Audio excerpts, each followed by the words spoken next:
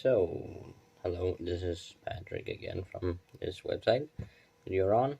In the last video, which that I recorded, which was the one that is called "What is NLD to Me?"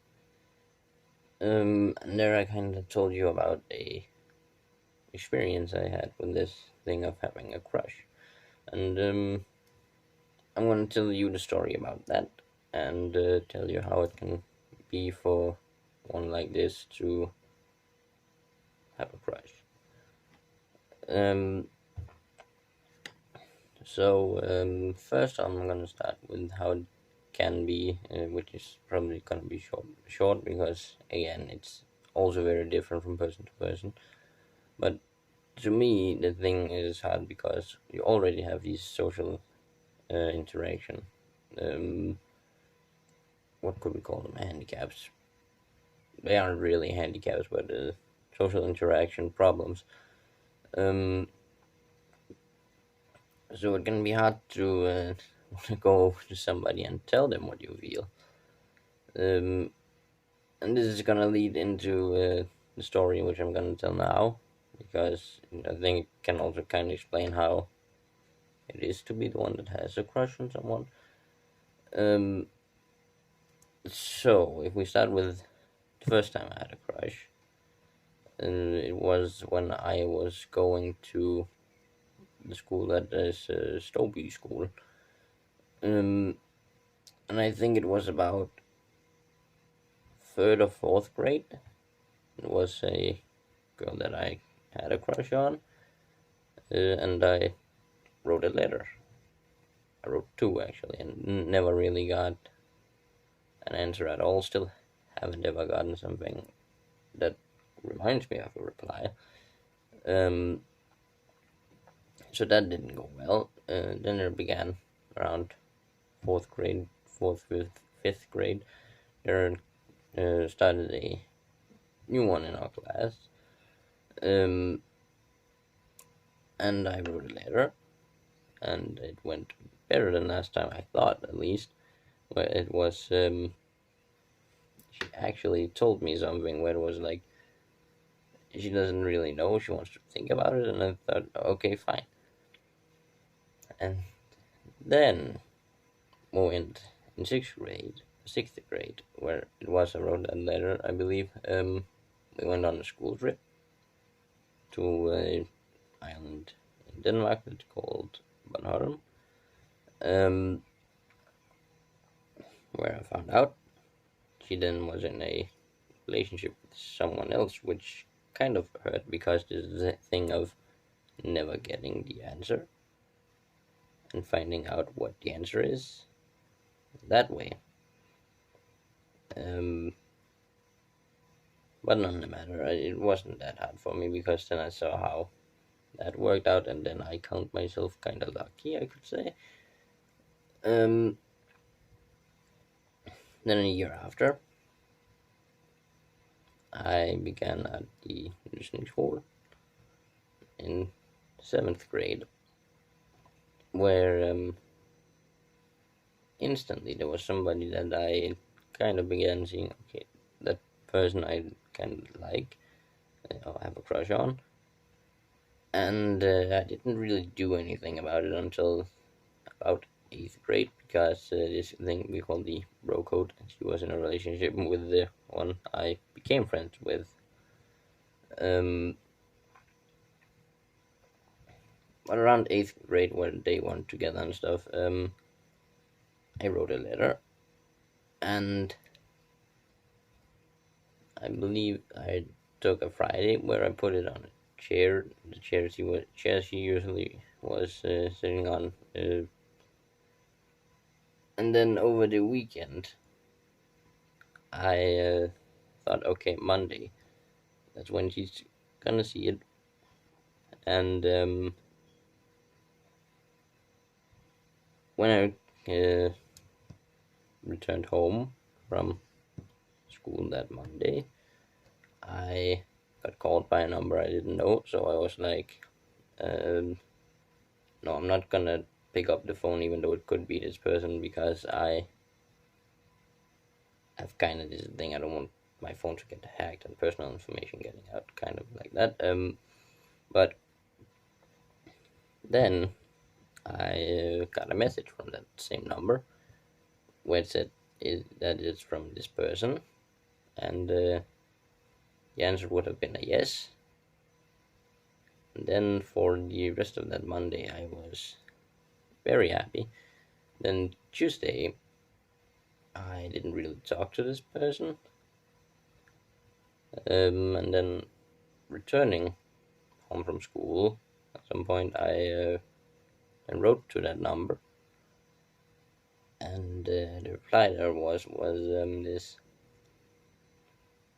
this who are you? And then I said it should have been on the letter. What letter? The letter I gave to you. And the person just ended up, let's just block each other's numbers and forget this ever happened. And that really confused me, because I thought it was the person I had a crush on. Then we go another year further to this part here, 9th grade, also around these trying times, corona stuff like that, where I then thought to myself, you know what, I want to try to clear up this thing, right to the person. And my friend helped me getting to find a way to write to this person, and I ended up with more questions than answers, because I wrote my side of the story, like how it worked, and sent the screenshots of this number that wrote to me. All I got back was that's not me. And then I was like, yeah, I kind of realized that after talking to my friend about this. And then it was just ended on an okay. And that whole experience really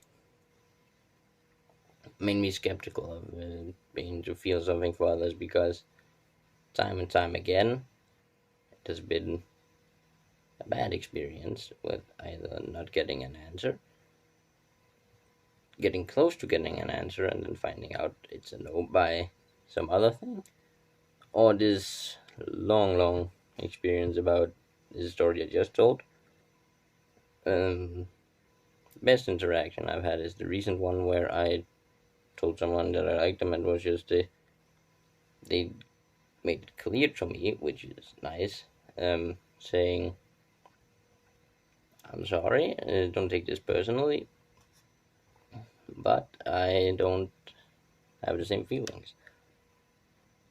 And that was actually nice to hear for once, that people made it clear what they meant, instead of making me more confused.